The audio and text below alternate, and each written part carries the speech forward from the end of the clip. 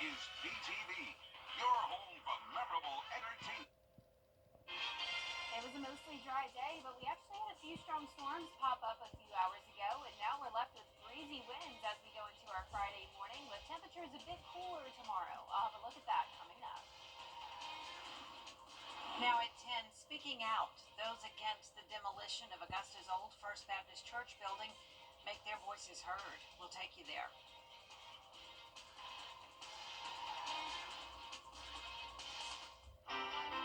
Live from Television Park, this is WJBF News Channel 6 at 10 on BTV.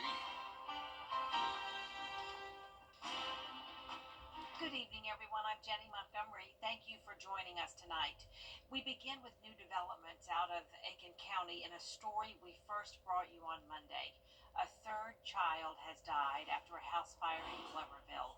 That fire broke out early Monday morning at a house on Pine Street. A mother and her 4 children were inside and rushed to the hospital. 6-year-old Soraya and 8-year-old Dingdalin were pronounced dead on Monday. And sadly, 6-year-old Samara Jordan died today at Doctors Hospital. The cause of that fire remains under investigation. Also breaking tonight, the Graniteville, Vaucluse, Warrenville Fire Department's working a brush fire on Golf Course Road. These are pictures from a viewer who lives near where the fire broke out. Langley and Sage Mill Fire Departments, along with the South Carolina State Forestry, have been called in to help battle the fire. Officials are asking everyone to avoid the area. They say the fire is still burning, but it's contained. We'll have more on News Channel 6 at 11.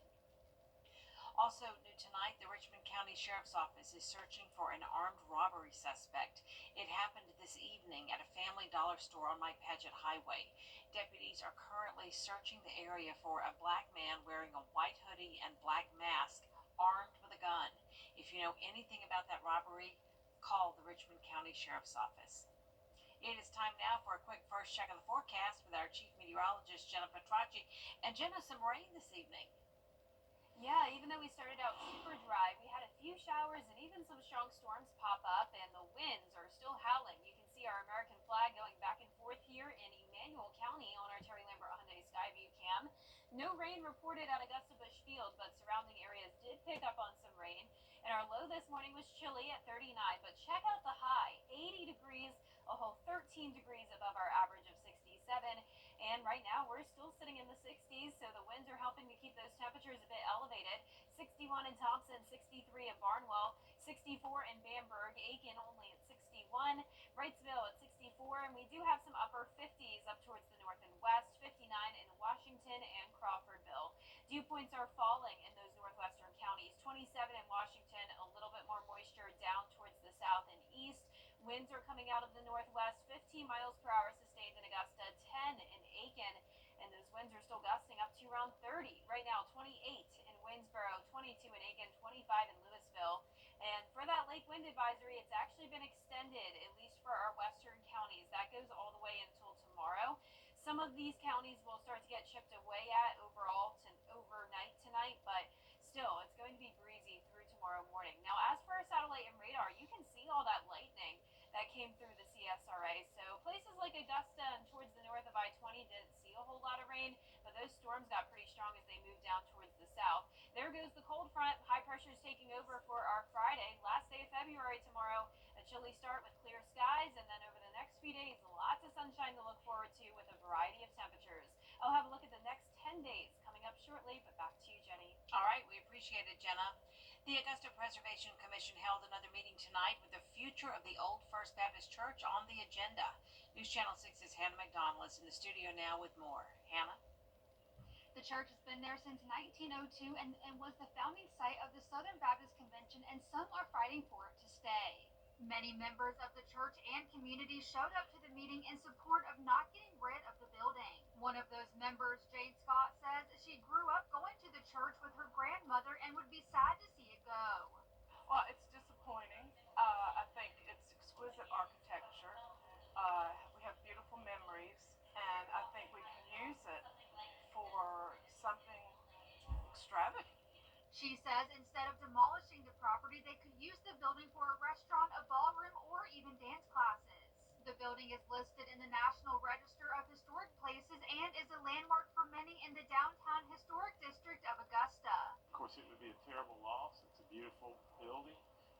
although it needs a lot of work, but it's the finest example of the Beaux-Arts style in Augusta, and has a really rich, long history.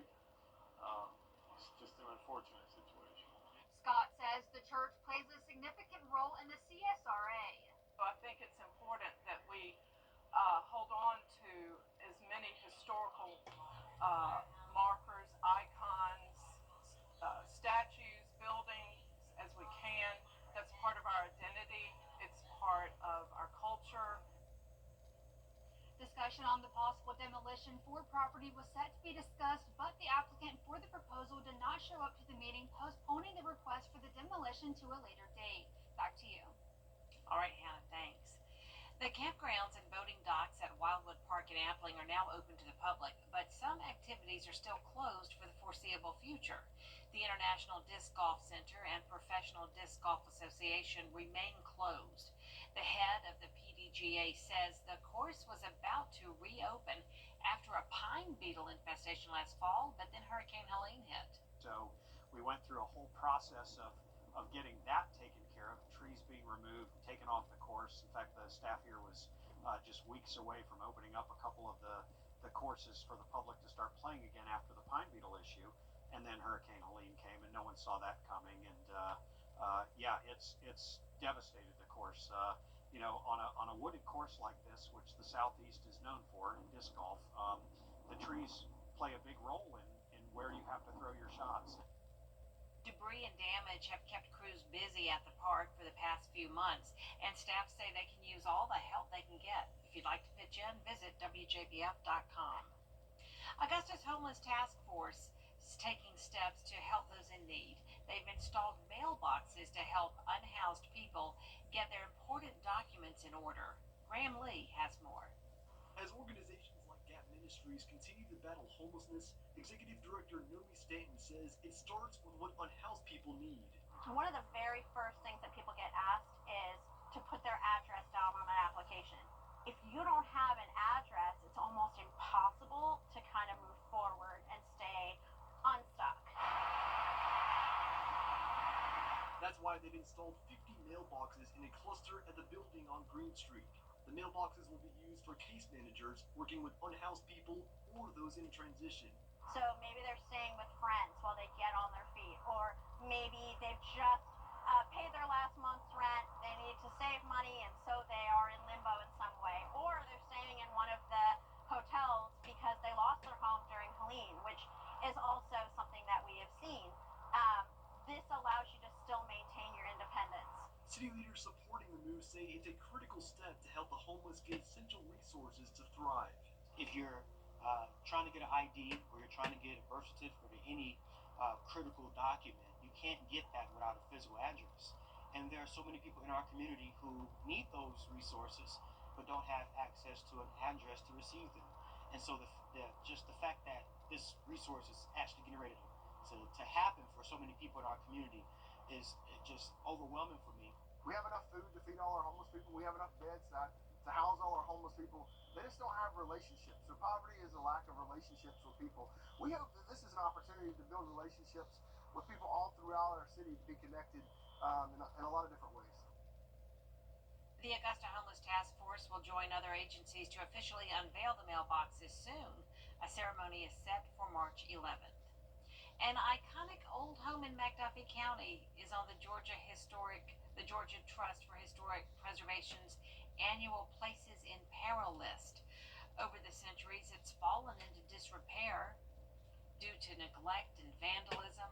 The Rock House, it's one of the oldest houses still standing in Georgia, built by Thomas Ansley after he got a large land grant for his war efforts during the American Revolution. It is the only stone house left in the state with its original floor plan intact, making it historically significant. The Places in Peril program offers a path to restore the building. People hear that Places in Peril and they understand what it means, and the name resonates with people. So I'm hoping that even though it's not it's a recognition of something that has potentially fallen into the dangers of hands of vandals and destruction and that sort of thing, but it's a good thing to raise awareness. Thompson has $250,000 set aside for repairs, but it will take much more to bring the Rock House back to life. A nice end to the month of February with temperatures finally back to near average tomorrow. Then we're warming up on Saturday, but cooling down on Sunday. And we could have some severe weather next week. I'll have all the details coming up in your full Viper 6 forecast. To get the weather, you need to see the whole picture. That's why Live Viper 6 gives you the Skyview Network. Get a live view of traffic and weather from all over the CSRA. Available online 24 hours a day at WJBF.com and the free Live Viper 6 mobile app. The WJBF Live Viper 6 Skyview Network. Powered by Terry Lambert Hyundai. Low prices, big selection, and committed to quality customer service. Is rainy weather putting a damper on your day? Enter to win your very own Live Viper 6 umbrella today. Visit WJBF.com and click on Contest. Then fill out the entry form for your chance to win. Getting your hands on a Live Viper 6 umbrella has never been easier. That's right. Lucky winners will be announced weekdays on News Channel 6 at 6. Who knows? It could be you. Sponsored by Busby's Heating and Air. When quality matters, call Busby's. Trusted since 1945. Now, your most accurate forecast with WJBF Live Viper 6. Welcome back. I hope you stayed dry today. We had a few towns really impacted by those storms, but a lot of us were dry.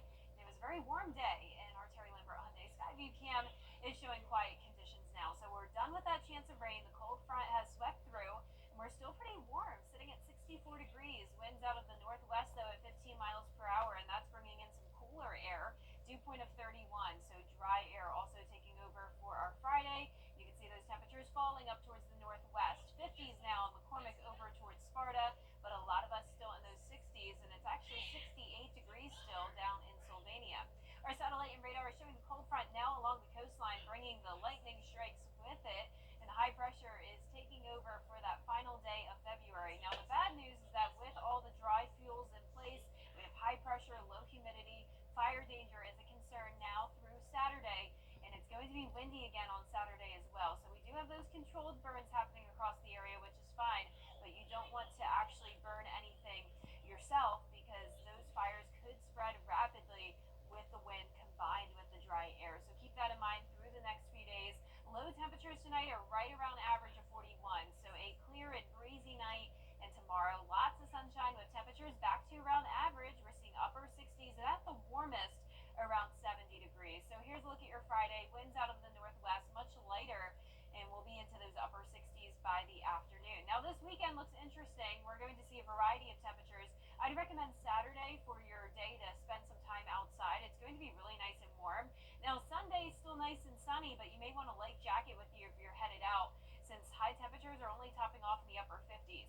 We're going to be watching this low pressure system as we go into the middle of next week. This is going to bring the chance of severe weather from places like Alabama over towards Texas on Tuesday, and then it reaches us on Wednesday. And as of now, we're already under a 15% chance of some strong storms. And this is something we don't see very often, so definitely something to take seriously, and we'll keep you updated.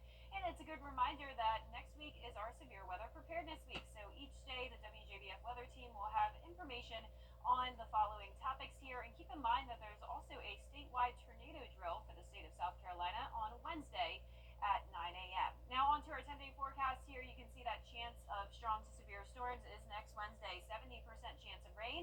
In the meantime, though, 3 days in a row of sunny skies, and those temperatures will be changing. So our cooler days are Sunday and Monday. Then we warm back into the low to mid 70s in the middle of next week. And then by the end of next week, that second weekend of March is looking pretty cool as well. Low to mid 60s and some isolated chances of rain. And we're all definitely looking forward to next Sunday, daylight saving time.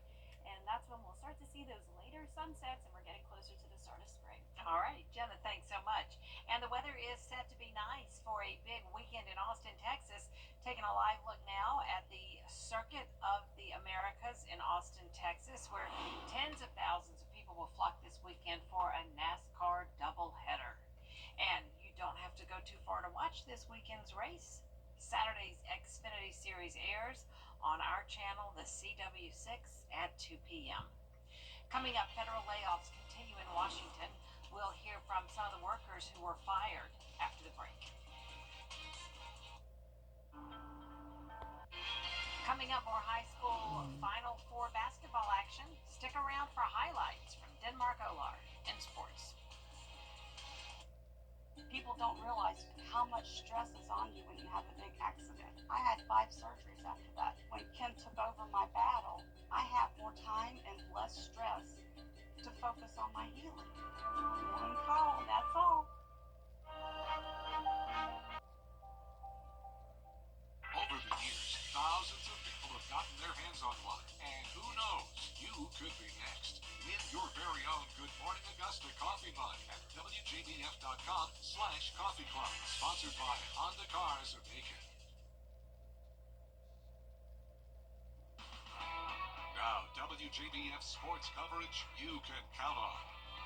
More high school basketball state action continued tonight with the Denmark-Olar girls playing Military Magnet, the Augusta Prep boys, Brentwood girls, and boys all playing at Columbus State University. The Denmark-Olar boys basketball team took down Bethune-Bowman 63-49, advancing to their first state championship since 1990. Denmark-Olar plays for the state title next Thursday. And the Denmark-Olar girls also in the Final Four. They faced off against Military Magnet Academy. In the second quarter, Joy Johnson finds Amoria Wright, who drives to the hoop, gets the layup to make it 29-13 MMA. Then in the third, Kaylin Mays to Avion Walker drives into the lane in traffic.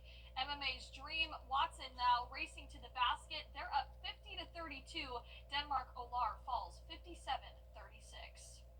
In the GIAA, the Augusta Prep boys were in the Final Four against Furtau Prep. They lost 68-31. They ended their season 19-8 overall and 7-1 in region play. The Brentwood boys and girls were also eliminated in the Final Four.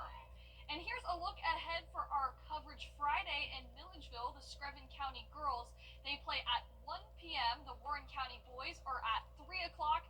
Washington Wilkes girls play at 5 p.m. Then the Butler boys and Josie girls both play at Columbus State University in the Final Four. And we will have full coverage of all of those games on Friday night. And the USC Aiken Pacers men's basketball team close out the regular season against Lander at home. Fifth-year senior Jalen McCoy has now become the program's all-time leading scorer. The 19-8 Pacers will honor Jalen along with 2 other seniors on senior day against Lander. The guard broke the scoring record earlier this month against their rival Augusta, and he scored 33 points in that game. And ever since then, he's been adding on to his career points. And whether it's in practice or during a game, his coaches and teammates praise his work ethic and poise throughout the season. He's always developing, he's always growing because he's always listening. Jalen, from day one that he got here at USC Aiken to now, is somebody that has always got open ears to learn. He's never fully had all the answers. He knows there's always room to grow. My old coach always told me, be delusional. If you think high of yourself, you're gonna shoot high. If you think you're the best player on the court, you're gonna be the best player on the court. And you can catch the rest of this story on our brand new sports show, 6 Sports Saturday. Join me for the 4th episode of the show as I break down the key storylines and games across the CSRA. The show begins at 9:30 a.m. right after Good Morning Augusta. And that's it for sports. We will be right back. Here's big news.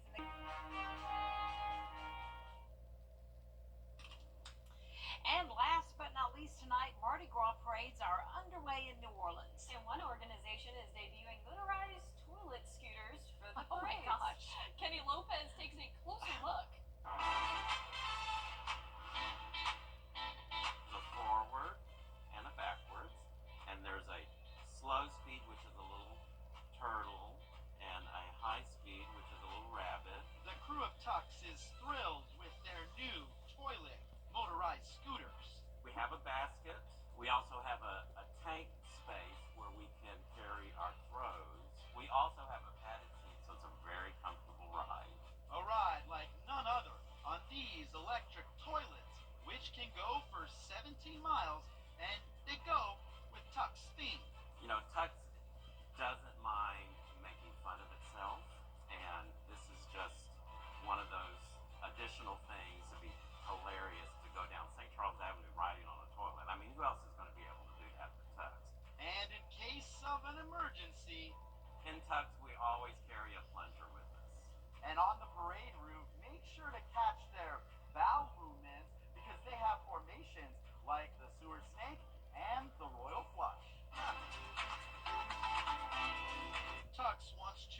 continue to make strides with their ride.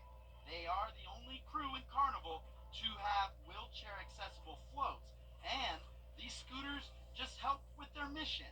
These things are just hilarious and they're fun, but it also allows some of our riders who might be older, who have been in the parade since day one, to have another form of riding opportunity. We just want Carnival to be accessible for everybody. And remember, these toilets are just for show, not for use. Kenny Lopez. Well, that is quite Okay. the sight. Yeah, that was quite interesting. Yeah, I mean, you never know what you're going to see with Mardi Gras. No. Yeah, and it truly. makes me miss my Mardi Gras days. I always talk about this every year here, how I used to live in Mobile, Alabama, where Mardi Gras Oh, was a sure, huge big thing, deal.